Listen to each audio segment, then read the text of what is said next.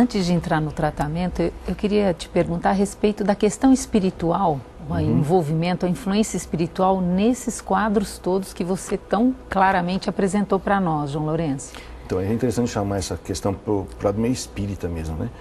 Porque até eu mesmo já fui, meu apelido mesmo na faculdade, ou quando eu estava no exército, ou mesmo quando eu comecei a trabalhar com dependente químico, era Dr. João Bonzinho.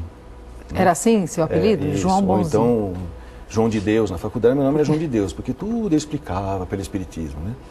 Eu explicava mais que Freud, né? Eu explicava Freud, né? E aí no exército eu era tenente Navajas, o Bonzinho. Isso pegava mal, né? E eu também, no hospital onde eu comecei a trabalhar, que eu fui para poder aprender a lidar com dependente químico, também me chamava, o Dr. João Bonzinho. Por quê? Porque eu comecei, nas primeiras semanas que eu comecei a trabalhar lá, eu falava de espiritismo para os dependentes químicos. Né? Eu era plantonista e médico assistente do departamento de alcoolismo, naquela época era DAO, né? Sim. E eu, como ela era uma chácara enorme, eu ficava passeando com eles e falando, olha, vocês devem estar bebendo porque vocês têm encosto, né? Deve ter problema com droga porque deve ser algum problema kármico. De vida passada. Exatamente. Aí na segunda-feira fazia fila de dependentes químicos pedindo alta a pedido, porque eles não queriam mais se tratar, porque o Dr. João tinha falado que eles bebiam porque tinha encosto. Que era um processo obsessivo, que era só fazer um tratamento. Exatamente. E pronto. A equipe ficava uma arara comigo. Imagino. Né? Eu lembro até da Cecília, uma psicóloga muito experiente nisso. Ela quase ajoelhava no chão, Dr. João, não pode falar essas coisas. Até que eu fui internado.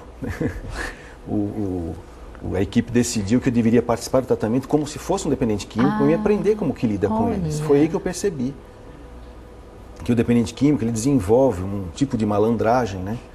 Uma lábia. É uma lábia, para poder continuar usando droga. E não é maldade isso, não. Mas causa mal. E quem não souber lidar com isso, entra no jogo deles e em vez de tratar. Está se enganando e enganando o dependente químico. Por isso que não se indica que um profissional, um único, cuide de uma equipe multidisciplinar. Eu diria até que é interdisciplinar, interdisciplinar. Ou transdisciplinar hoje, que a gente fala que é melhor ainda, porque a gente já fala o lado espiritual da coisa. Né? Perfeito. Então, e o que você aprendeu quando você estava lá com eles? No fundo, eu aprendi a ser malandro, né? É gozado falar isso, né? Mas ninguém limpa piche, né? Com água cristalina, né? A gente limpa com óleo 90, depois óleo 90 com óleo 50. Então eu tive que aprender como é que é a linguagem. Sim. E aí eu posso contar umas experiências minhas, que eu aprendi muito com, o nome dele é Benedito Negrão Feu, né? Uma pessoa que me ensinou muito a lidar com o dependente químico, né? E exatamente foi a ideia dele de me internar. E eu comecei a perceber que tudo que eu aprendi em psiquiatria, em psicologia, ali eu tinha que esquecer, né? Porque a tocada era bem diferente. Eu diria que ele engana Freud. Sim, não enganou Jung, tá? Sim, é verdade. Porque o Jung conseguiu falar, olha, eu não consigo te ajudar. Né? Para quem? Para o Bill Wilson, que foi o fundador do AA, né? Dos Alcoólicos Anônimos, um dos fundadores. Mas uma experiência típica que eu tive, que eu achei muito interessante, é descobrir que eu também tinha os meus defeitos de caráter. Eu comecei a perceber que os 12 passos dos Anônimos podiam ser aplicados a mim primeiro, que é o que as pessoas faziam na equipe. Por que isso? É mais ou menos aquela história do Mahatma Gandhi, né? Quando levaram um menino que tinha problema de pressão alta e falaram para ele não comer mais sal. Mas ele continuava comendo. Aí falaram, quem sabe o Mahatma Gandhi falando para o menino, ele para de comer sal. Levaram lá, o Mahatma Gandhi falou, para de comer sal. Tá bom. Voltou um mês depois, estava comendo mais sal. Falei, mas como assim? Você não vai obedecer o Avatar? Falei, então, falei, traz ele daqui 6 meses. Mas como? Ele pode morrer. Se ele não morrer, me traz daqui 6 meses. Trouxe depois de 6 meses, Mahatma Gandhi chegou para ele e falou assim, pare de comer sal. Aí o menino parou.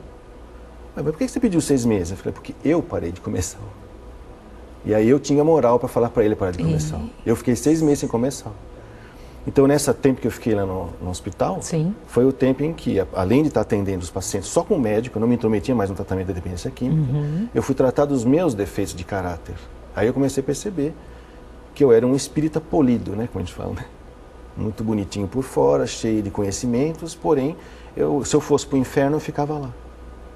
Né? E aí eu aprendi o caminho do inferno. Né? Como é que é a malandragem? Mas não no sentido de agora usar a malandragem para fins egoístas, né? Para fins do bem comum. Né? Ou seja, para lidar com o dependente químico, tem que ter um perfil para isso. Tem pessoas que não vão aguentar. ou vão se irritar, ou vão morder a isca das manipulações, ou então vão cair no processo deles, vão ficar codependentes. João Lourenço, eu gostaria muito que você agora, no próximo bloco, falasse a respeito do tratamento e um pouco mais mesmo dessa questão espiritual. Perfeito. E você que está aí na sintonia, continue com a gente. Voltamos já já, vamos fazer apenas um pequeno intervalo.